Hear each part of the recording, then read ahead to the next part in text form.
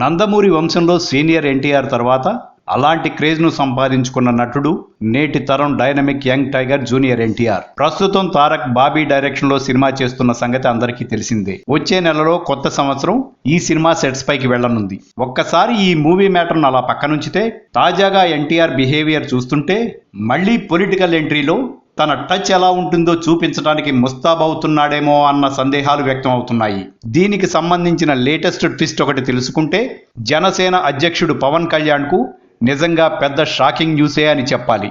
దీనికి సంబంధించిన గత ఎలక్షన్ సమీకరణాలు ఒక్కసారి పరిశీలిస్తే తెలుగుదేశం పార్టీకి అండగా 2014 ఎలక్షన్ సమయంలో అప్పట్లో పవన్ కళ్యాణ్ కాకినాడలో పెద్ద మీటింగ్ ఏర్పాటు చేశాడు. మిగతా పార్టీ వాళ్ళకి దిమ్మ తిరిగిపోయే రీతిలో టీడీపీ పార్టీని ఒక రేంజ్లో అభినందనలతో ముంచెత్తాడు పవన్. ప్రజానాయకుడు నారా చంద్రబాబు నాయుడిని నమ్మవలసిందిగా నా హామీ అని అంటూ మాట ఇచ్చిన పవన్ నిజంగానే తెలుగుదేశం పార్టీకి ఊహించని రీతిలో పుంజుకోవడానికి, తిరిగి అధికారాన్ని చేజిక్కించుకోవడానికి కారణమయ్యాడు. ఇక్కడ ఆంధ్రప్రదేశ్ రాజకీయ చరిత్రలో తూర్పు గోదావరి, పశ్చిమ గోదావరి జిల్లాలకు ఒక ప్రత్యేకమైన స్థానం ఉంది. ఈ రెండు జిల్లాల్లో ఏ పొలిటికల్ పార్టీ అయితే ముందంజలో ఉంటుందో ఆ పార్టీయే అధికార పీఠాన్ని కైవసం చేసుకుంటుందనే రికార్డ్ ఎప్పటి నుంచో అలాగే ఉంది. 2014లో పవన్ మేనియాతో కాకినాడలో మళ్లీ అది రుజువైంది. అలాగే ఇటీవలే కాకినాడలో పవన్ పెట్టిన సభకు మళ్లీ అదే ఆదరణ కనిపించింది.